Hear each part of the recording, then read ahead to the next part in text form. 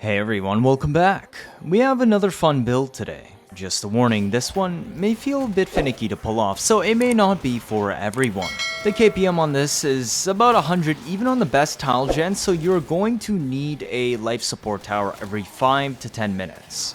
On the other hand, there are some really unique interactions on this build, so I thought it was worth showing. Maybe someone can come up with a better option based off of the theory craft in this video. Torid is an OG weapon from nearly a decade ago, introduced in Update 8, mid-2013.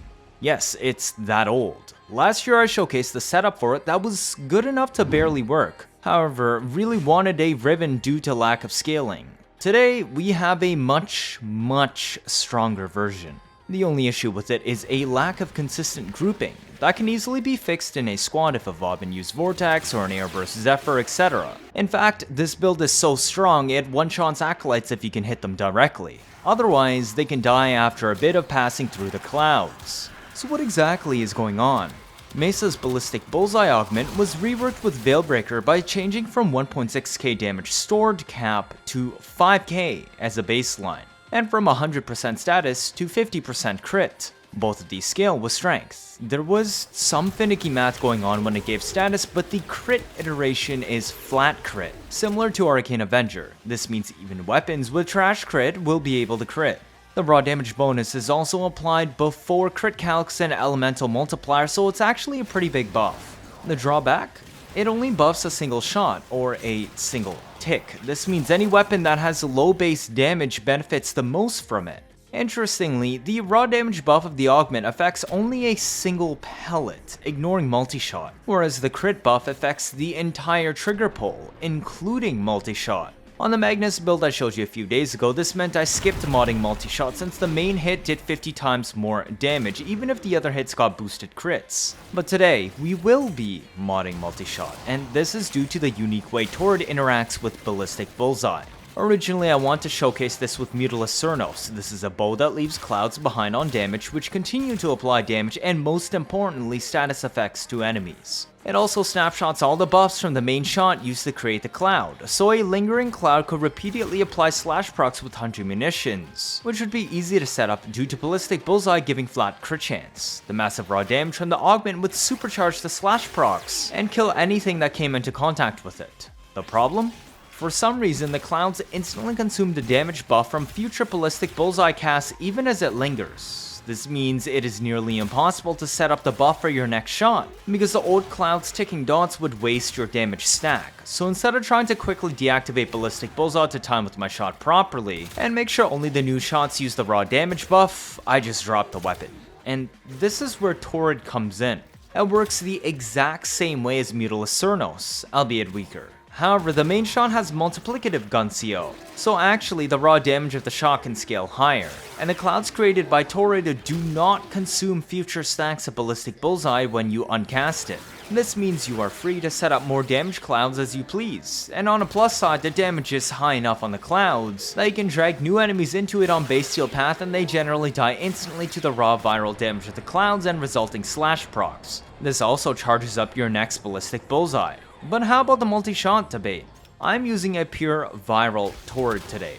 Modding Multishot makes it very easy for it to self-prime viral to 10 stacks. Without it, the weapon struggles to build more than 3 viral stacks even with the lingering cloud, so Multishot indirectly buffs the damage scaling this way. Our primers will also be focused on applying as many different status effects as possible to take advantage of the multiplicative gun CO, instead of maximizing viral procs, so Multishot fixes this problem.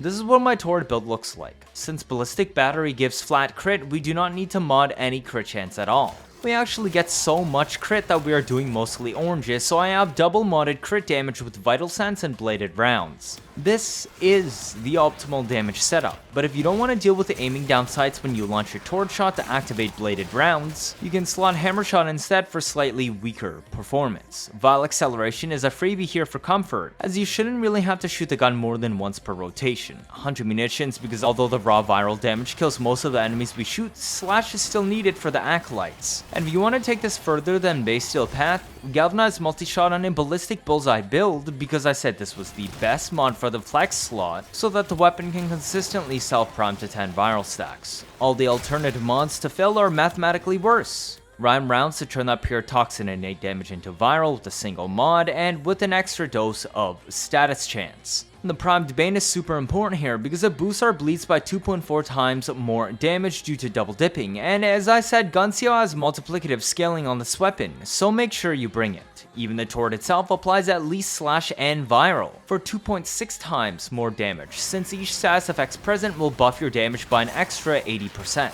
Merciless is used to help the base 1.7 reload and cut it down to 1.3. Your pistol today is just a stat stick to hold auger mods for the shield regen set bonus. You can run whatever you want and it doesn't really matter, so I just took my generic epitaph primer build. I would suggest bringing secondary dexterity though to add 7.5 seconds combo duration to our melee, since we're using that to prime today.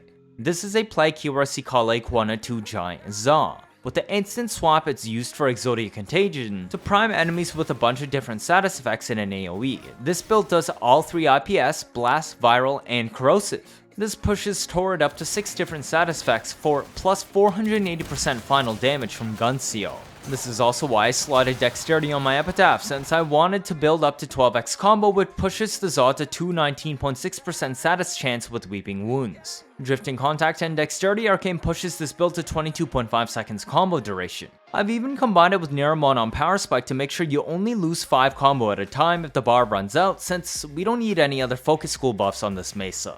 Regulators can be whatever you want. Here is a generic Heat Corrosive build as they won't feature in this video. Now let's look at this Mesa. This is a Hell Tank Mesa with hybrid shield gating thrown on top. I actually wanted to run this as a shield gate setup with the muzzle flash augment since we're sourcing grouping from Magus Anomaly. But for whatever weird reason, combining the weapon jamming state with Magus Anomaly results in enemies piling up in a pyramid, which ruins our DPS capability. You want the enemies to be bunched together on the floor, not some pyramid in the sky. Therefore, since I couldn't use her 2 at all with Magus Anomaly, I scrapped the shield gate setup. Roar should now be subsumed over a 2 instead of a 4 based on what I just told you. This also meant I no longer needed range since I wasn't crowd controlling enemies, and this also means I couldn't run a grouping helmet. So I dropped Rolling Guard, the Muzzle Flash Augment, and range to Hell Tank with the Umbrella Vitality and Adaptation instead. This is actually a very rare case of where I ended up having to Hell Tank because of an anti-synergy with the shield gate setup. I also got super lucky that the rest of Mesa's kit doesn't need range and saved even more mod slots, as Hell Tanking generally always uses more mods than shield gating. Prime Sure-Footed is supposed to be in the Axelis, but polarity problems. Multi-efficiency pushes duration up to 148, and your ability snapshotted on cast. Your shortest ability, Shatter Shield, will now last 37 seconds, which is enough for comfortable use. Energize offsets your cast completely, since even if I ignored multi-efficiency, casting Rowan Shatter Shield only uses 252 energy a minute. You'll be casting Ballistic Battery about once every 8 seconds, meaning it burns 159 energy a minute. This is a grand total of 411 energy per minute, plus more if you choose to cast Peacemakers. Energize procs restore 600 energy a minute, and then whatever the energy orbs themselves give you. So we don't need flow here, especially because even 188 energy is enough to cast Roar, Shatter Shield, and Ballistic Bullseye without running out. The Panzer I'm using today is just a stock build. Viral Quills to help spread viral status, Martyr to keep you alive, Devolution for infinite cat lives, and Synth Set to reload your Torid when you have it holstered with your zone if you're spamming Magus Anomaly. Radar and Fetch to see the spawn pathing and grab loot easily. Now you just pick a high traffic funnel, spam Anomaly, and profit. Make sure to always have Ballistic Bullseye active. You basically uncast it right before you shoot and recast immediately after you shoot. The damage is insanely high and kind of absurd since enemies are dying after the initial shot or slash procs. Keep in mind if they survive, the resulting clouds would have applied even more slash procs, which is why spamming Anomaly to drag new enemies into the old cloud still kills them instantly while also charging your Ballistic Battery. Acolytes will want you to hit them directly to one-shot them by having the cloud follow them around. Otherwise you'll have to drag them through crowds from enemies you previously nuked and left their clouds behind. Could I have done this with another weapon? Like the AoE Gas Envoy I showcased Ballistic Bullseye a year ago?